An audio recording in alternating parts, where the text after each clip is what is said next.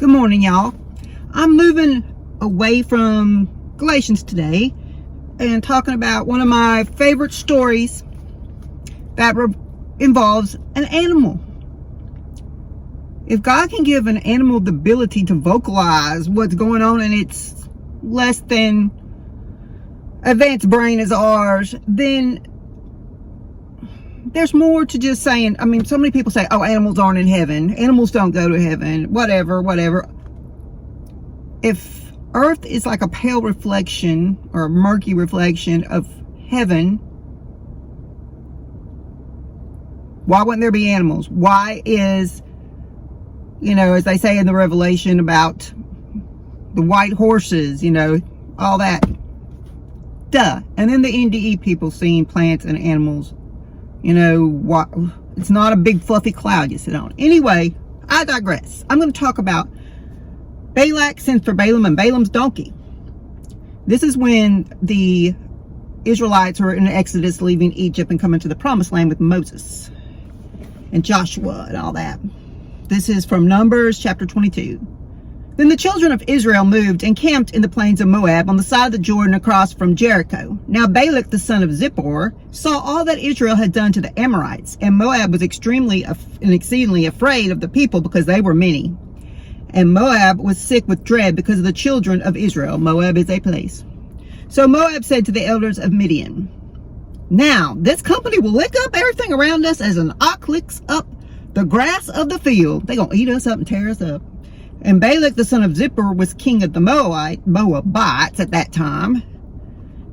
So he said, I'm going to send some messengers to Balaam, the son of Beor at Pethor, which is near the river, in the land of the sons of the people, to call him, saying, look, a people from Egypt has come up, and they covering up the whole face of the earth, and they're sitting next to me.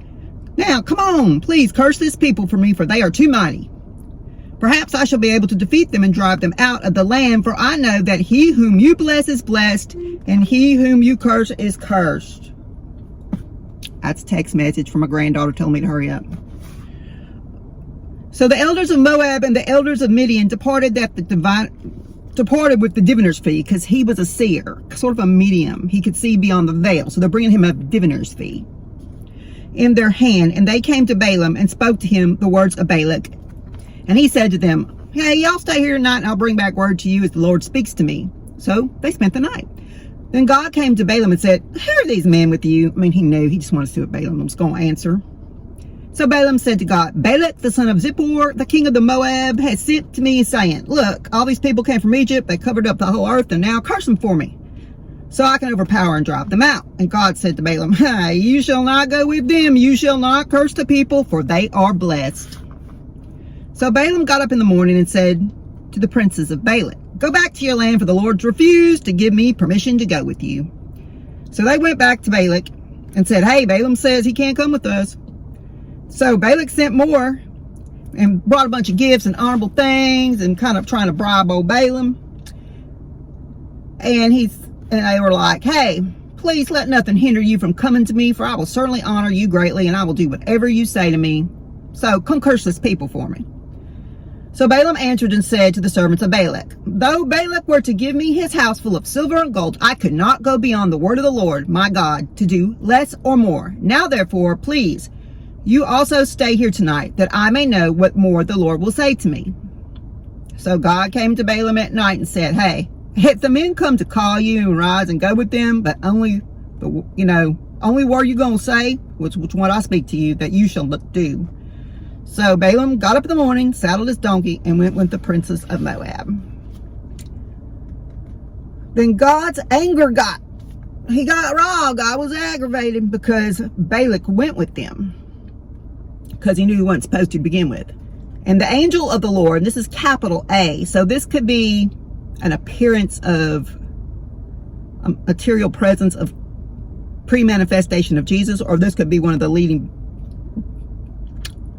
big angels, took his stand in the way as an adversary against him. And he was riding on his donkey, and his two servants were with him. Now the donkey saw the angel of the Lord standing in the way with his drawn sword in his hand, and the donkey turned aside out of the way and went into the field.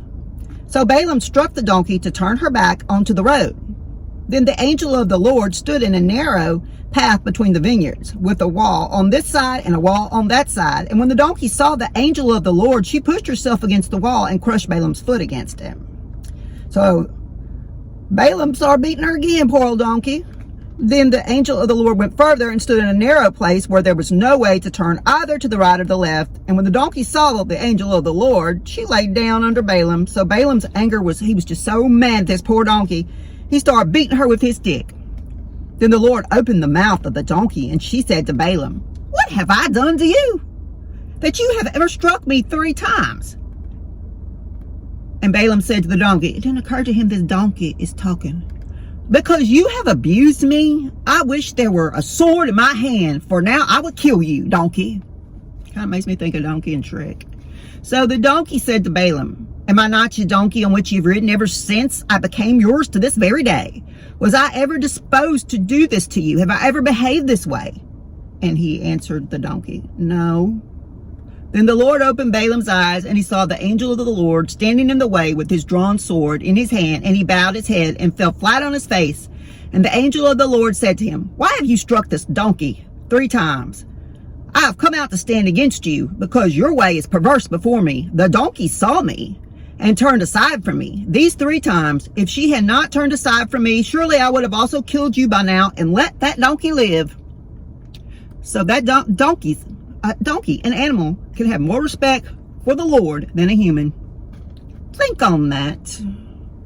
And Balaam said to the angel of the Lord, "I have sinned, for I did not know you stood in the way against me.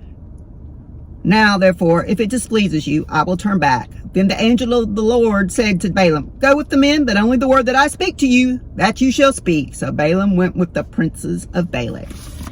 And basically, when he got there, he didn't curse them. He prophesied who they were and what was going to happen, basically, later. And they got a blessing, because that's all God would let him speak. Notice that Balaam said, "Well, if I knew that was you blocking the way, I wouldn't have gone." Not because he'd already told him not to go to begin with.